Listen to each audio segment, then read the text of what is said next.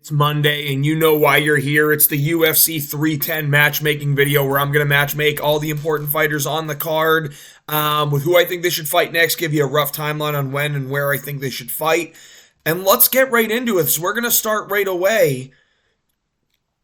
And we're going from the most important fighters from the start. Listen, I understand. I heard what you guys wanted. We're going to go with the people that you want to see most first. So, Alessandro Pantoja, big win over Kai Sakura, 3 title defenses in his division. There's a world in which he can move up. Now, I think that the best matchup would have been DJ. DJ said he's not coming out of retirement. So my second option here, Figgy goes back down to 125. Tell me that doesn't work great. I know it's another rematch. It's been a little bit since they last fought. Figgy gave him the best fight because, obviously, I mean, dude, Figgy, when you think about bantamweight, Figgy's not going to... He's not going to get his title shot at bantamweight. I'm just going to say it how he is. He just lost to Jan. Though Jan and O'Malley are going to be the 2 guys in line for title shots after Umar's already getting one. I just don't think they're in this big jump to give Figgy a title fight now. I know cutting down to 125 again might be tricky, but you don't have to force this fight. Pantoja fought twice last year. We'd love to see him stay more active. It's just there is no one else for him to really fight. I'd like to see him versus Figgy rematch. Think that Pantoja's at a different point in his career where he's even better than when they fought the first time. And this is a matchup that's most intriguing to me because this is a matchup that obviously, as we know, Pantoja can lose. So Figgy versus Pantoja is a sick fight. Would love to see that. Now, if the UFC can't make that happen, what I think is Pantoja should wait. Cara France and Royval should fight, and the winner should get Pantoja. That's what I think, because Royval will now be coming off, if he beats Cara France, he's coming off 3 wins after his loss to Pantoja, which would have been Moreno, Teixeira, France, deserving of a title shot. Don't care that it's a third fight between the 2 of them. It is deserving, because he's worked through when he's beaten everyone else in the division. If Cara France wins, he's coming off wins against Albazi, which we all know he won. Even though the scorecards didn't go to him, we know Cara France won. Coming off a win against Ursig, who had the most competitive fight with Pantoja during his title reign. And then you beat Royval after that, the guy who's beating the other contenders. It's it makes all the sense in the world. If these 2 fight in March, the winner should step up and fight Pantoja in June. I think that's the way it goes. Sorry, if these 2 fight in February in Australia, the winner fights Pantoja in June. I think that's the way it should go. Pantoja versus the winner of a Cara France versus Brandon Royval matchup in June, or the winner or just facing Davison Figueiredo coming back down in weight. Again, probably going to need to be around the May-June time so that way Figgy can take the proper cut down to 125 because it's a big weight cut for him. Kai Sakura gets tricky. Because there are a lot of good fights that I want to see him in. I just don't want to throw him to the wolves right away and have him start 0-2 in his UFC career and kill all hype. I think what we can see is a rematch in the UFC between him and Manel Kape. Now, they fought together in Rizin. It was a very close fight. I do believe Manel Kape got the decision, but it was a very close fight, and a lot of people think Kai Sakura won the fight. So I'd like to see this fight done in the UFC. Timing works great. Manel Kape is going to be fighting Bruno Silva this weekend. I expect him to get the win. Bruno Silva, the flyweight, not Bruno Silva, the middleweight. Even though base Manel Kape would be able to take care of business there at middleweight too. But Manel Kape and Bruno Silva fight this weekend. I think that Manel Kape's going to get the win. I think he's going to look pretty good doing it. And I think him versus Kai Sakura is a great fight to make. The winner can start looking up those rankings again. And then Kai Sakura, if he wins, this is a winnable fight for him, he gets to look at one of those names and he doesn't have an 0-2 start in the UFC where we're like, all right, well, bust. Right off the bat, bust. We brought him over. Big hype. Now he's 0-2. Bust, even though he's fighting the best of the best in the UFC. Manel Kape, if he wins, obviously his name goes to stardom. It'd be a big, big win for him. So I think this fight makes all the sense in the world. Listen, Kai Sakura takes a long cut too. I think if you look at a main event in Japan in May, this would be sick. In front of a crowd, you do a main event with Kai Sakura as the main event versus Manel Kape. You have Tatsuro Taira on the card. You can put the Korean Superboy over there because he's from South Korea, so he's from that region. I think it would make all the sense in the world. But let's move on to the obvious one. Shavkat versus Bilal is going to happen. I think they're going to wait for Ramadan to be done. Shavkat apparently tore his MCL, which, dude, I'm a Shavkat fan, but I'm starting to get real pissed off with the fucking excuses after back-to-back shit performances. has a problem against Wonderboy, like, and subbing him in a boring smudge-fest fight. He subs him in round 2, so he got his finish, but it was a boring smudge-fest the whole time. Shavkat gets a submission. Oh, well, he looked bad because he had torn the ligaments in his ankle. Oh, okay, that makes sense. He's going to look better when he fights in a year, fully healthy, against Ian Gary, a striker. Smudge boring fest against Ian Gary. Now everyone's making MCL tear excuses. I don't know what the deal is. If he's actually torn his MCL, he's going to need some time off, but I don't want to see him take too much time off, brother. I'd like to see you turn around. I don't know that it's actually a full MCL tear. I'm just going to say that. I think people are making excuses because of how shit of a performance he was. I bet he's a little hurt. I don't think he fully tore his MCL like people are talking about. So, I'm sick of the excuses, dude. It's really fucking annoying after every bad fight that we see from someone. It's, well, I was going in injured. Stop with the fucking excuses, dude. Stop. It's annoying. Belal and Shavkat's a fight to make. Like I told you guys, for those of you who've been following this channel for a little bit now, I've been saying that Belal is going to beat Shavkat. I think he will. I feel even more confident about it now. But make this fight happen. If they do a pay-per-view in Saudi Arabia sometime in June, or Abu Dhabi sometime in June, they get a pay-per-view going out there, make it the main event. If they have a pay-per-view in October in Abu Dhabi, I don't want to wait till October to watch a welterweight title fight. I don't. Let's do this in May or June. If they go to Saudi Arabia or Abu Dhabi, somewhere in the Middle East, great, do it there. If not, do it in a Vegas card, Vegas pay-per-view, or any fucking pay-per-view. Like, the May pay-per-view would be great. Great timing. It gives Belal 2 months to train after Ramadan. Even though he does fight during Ramadan, so that's something you have to credit Belal for. He'll actually fight during Ramadan. But if you make this as like a May pay-per-view, I think it's a perfect amount of time. Give Shavkat 6 months to heal up. I'm kind of getting pissed. I'm kind of getting fed up with Shavkat, guys. I'm just going to say that. I don't want any more excuses when he fucking smudges people. Don't want it. At least Belal goes out there and says, dude, I dominated. Because he does. 49-46 Belal in this fight. May pay-per-view. Make it happen. Ian Gary. I think the Colby Covington fight's perfect. Colby's fighting Buckley this week. Now, I do think Buckley loses, but I think the only fight Colby will take after that is something up in the rankings because Colby's a stingy fuck. I think that Ian Gary would totally oblige being back on track by beating Colby Covington. When you look at Ian Gary versus Joaquin Buckley, that's a possible matchup as well, but I think I'd like to see Buckley fight someone that's, if Buckley loses, then Ian Gary Buckley is perfect. Now, if Buckley wins, I would love to see Buckley versus like an Usman JDM loser or a Leon versus Sean Brady loser, something like that.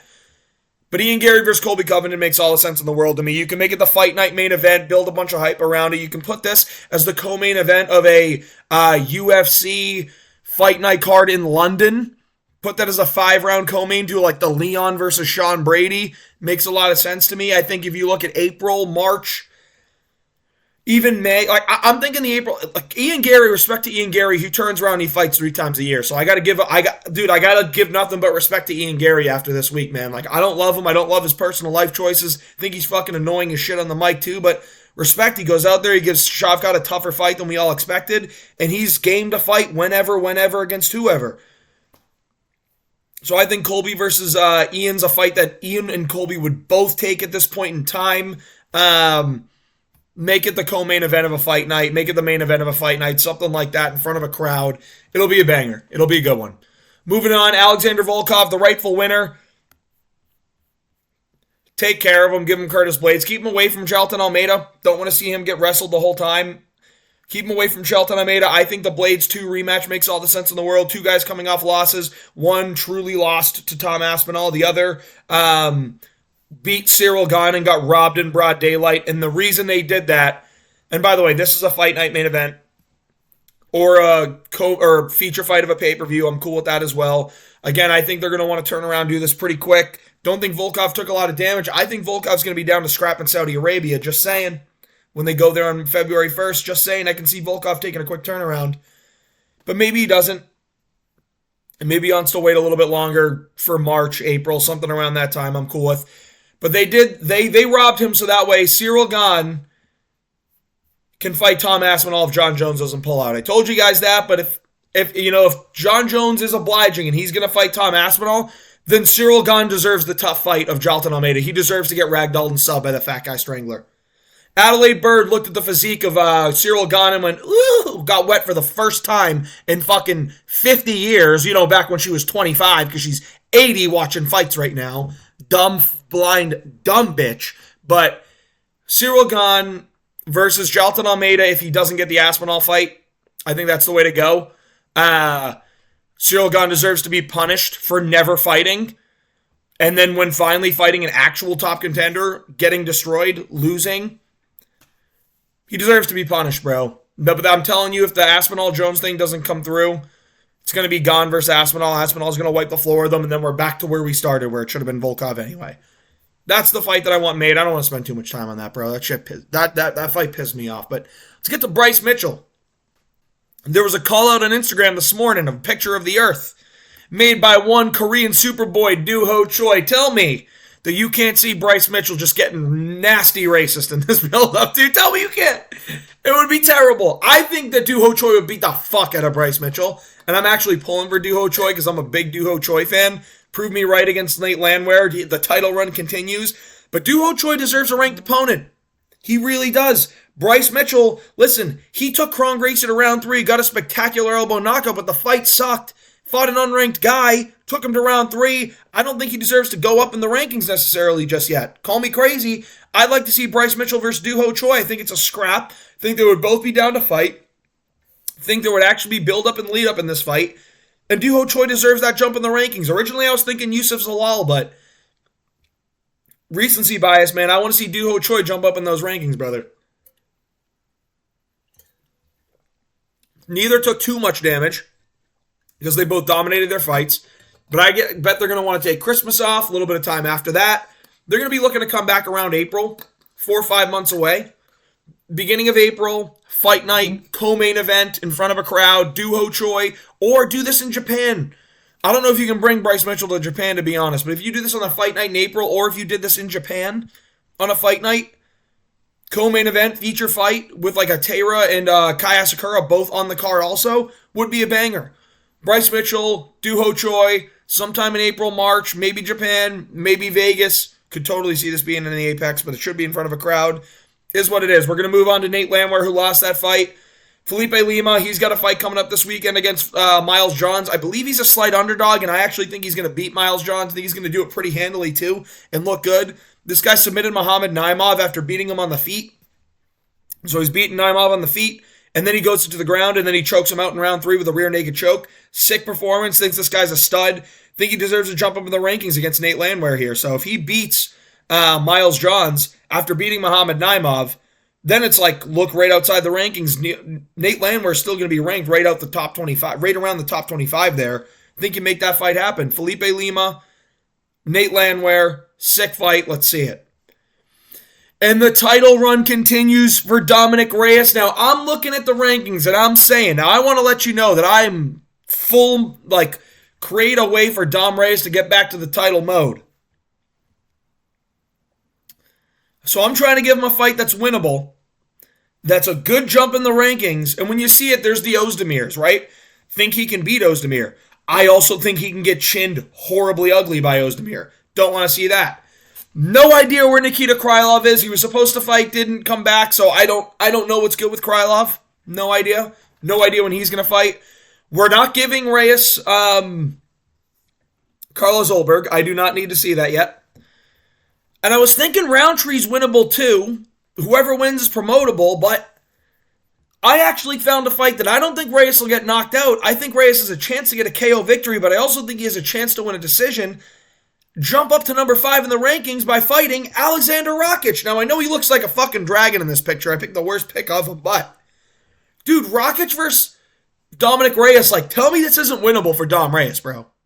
I'm just saying, I think this is a winnable fight for Dom Reyes. Jets to jump up in the rankings, coming off wins over Dustin Jacoby, Anthony Smith, and then if he gets a win over Alexander Rakic, dude might be in line for a title shot, but then he has to fight Pereira, so we get to shit our pants watching that one. But if he beats Alexander Rakic, it does set him up for, if it's the right timing, a title shot, but I don't think it will be. It sets him up for another, number 1 contenders fight, where if he wins again, against a up-and-coming, like a Khalil Roundtree who's coming off a win as well. Fights a Jamal Hill, a Yuri Prohaska rematch, and he somehow wins it. Like, he could put himself in range for a title shot. But I think Dom Reyes, Alexander Rakic, is a winnable fight for Reyes. Love the matchup. Make this fight sometime in April. Give Dom Reyes a couple months to heal up, get ready to go. He last fought in July. It was June 8th. Then he fought December 7th. Stay on track of that 6-month territory. I think April. I think 5 months you can turn around. I don't think he took much damage in this fight. So turn around, 5 months, middle of April. Make this the main event of a fight night. Co-main event of a fight night. Totally cool with either way. Dom Reyes, Alexander Rakic. Sick fight. Moving on to Pookie Bear Luque. So it was an anaconda choke. Went back to watch it. Saw some comments in my last video. It was totally an anaconda choke. I was convinced it was a Darce when I was watching it live. I don't know why. Maybe it's just because he caught Kevin Holland and Tyron Woodley in a Darce. So, like, that's what made me think it. But he called out Jorge Masvidal. I'd love to see that fight. But if he doesn't get the Masvidal fight, he only wants to move up in the rankings. I think a Pratis fight's pretty damn good as well. I think it's a pretty damn good fight. Masvidal or Pratis. Let's turn around and do this one quick, brother. I'm looking at UFC 313 in Vegas in May. Feature fight of the main card. Pratis versus Luque or Masvidal versus Luque. 3 rounds. It works.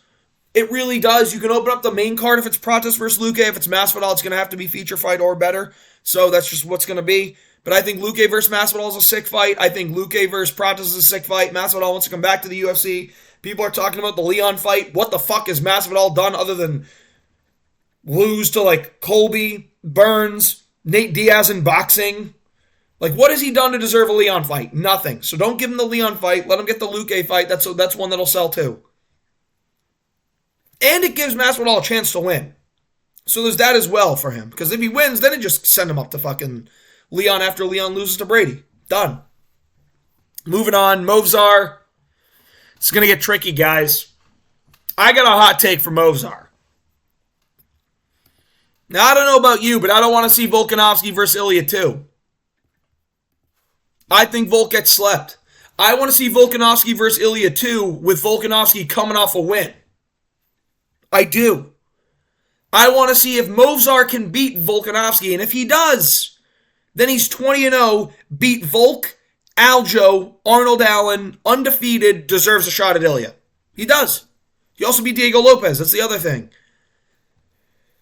I think Volk will slaughter Movzar. I'm going to be real. I think Movzar is a great fighter. I think he beat Aljo. I'm one of the people that actually think he did win that fight. I think he's a tremendous grappler. I think Volk's counter-grappling's really fucking good. I think Movzar's still going to struggle to have moments to get Volkanovski to the ground and struggle to hold him to the ground. I think Volkanovski's going to be able to weaponize pace and cardio, and when it comes to landing on the feet, I think Volk's going to masterclass Movzar. That's the kind of fight that Volk will get a crazy good win, get all the hype in the world behind him again, and it's like, all right, Ilya just took care of Diego Lopez, Volk just took care of Movzar Evloev, Volk is so back, him versus Ilya, now it makes sense, make it happen. Or, Movzar wins the fight, he's 20-0, has wins against, like I said, Volkanovski, Allen, Lopez, Aljo, and he deserves the title shot. This is a true number one contenders fight. If Ilya and Diego Lopez should be, which I think the fight should be made is Ilya Diego Lopez. It's one that we're actually going to want to see. There's actual hype behind it. It's a new matchup. Ilya versus Diego Lopez should be happening.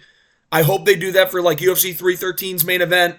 And then Movzar versus Volk, the winner of this fight takes on Ilya in Spain. Make it happen. Sick fight. 5 rounds. Main event of a fight night. Would love to see that. 5-round co-main event for a pay-per-view. Totally cool with that as well. If you did on UFC 3 turn, Ilya versus Diego Lopez main event, Volk versus Movzar Evloev 5-round co-main event, sets up the next title fight beautifully. Moving on, Aljamain Sterling. I think there's only one guy in featherweight for him right now that makes sense to me. It's Brian Ortega. Similar spots in the rankings. Great grapplers. Would be a good fight. Would be interested to see who wins it. I think Aljo's better than Ortega. I'm going to be brutally honest. I think Ortega can box better than Aljo, but I think Aljo's going to out-grapple Ortega. We saw him out-grapple Movzar when people were thinking Movzar was a better grappler. Told y'all that fucking Aljo was. But it is what it is. Aljo versus Brian Ortega. Let's turn this fight around for April, sometime like that. That's really the time frame I'm looking at for a lot of these guys, unless they took a ton of damage. April, May, 4 or 5 months. Brian Battle won a questionable decision against Randy Brown. Michael Morales makes sense to me. I think Brian Battle's going to be ranked 15 when Michael Venom Page fights Shara and goes to the middleweight division. So MVP will officially be a middleweight when he fights Shara. 15 spots going to be open at welterweight. I think Brian Battle just slides in there because he beat Randy Brown. Those are the only two guys that would have put in the 15 spot at welterweight. So you do 15 versus 11. Makes all the sense in the world to me. Whoever wins gets to keep looking up at those rankings. They both have hype behind them. They're both really talented prospects. Brian Battle, Michael Morales makes all the sense in the world to me. April time frame. Let's make that fight happen. Moving on. Randy Brown. There's a fight coming up between Uros Medic and Puna Soriano this weekend. I think the winner should fight Randy Brown. Randy Brown is one win away from, again, looking into the rankings because he arguably beat Brian Battle. But let's get him back on track here. I think Uros Medic would be a sick fight against Randy Brown, actually. It would be really fun.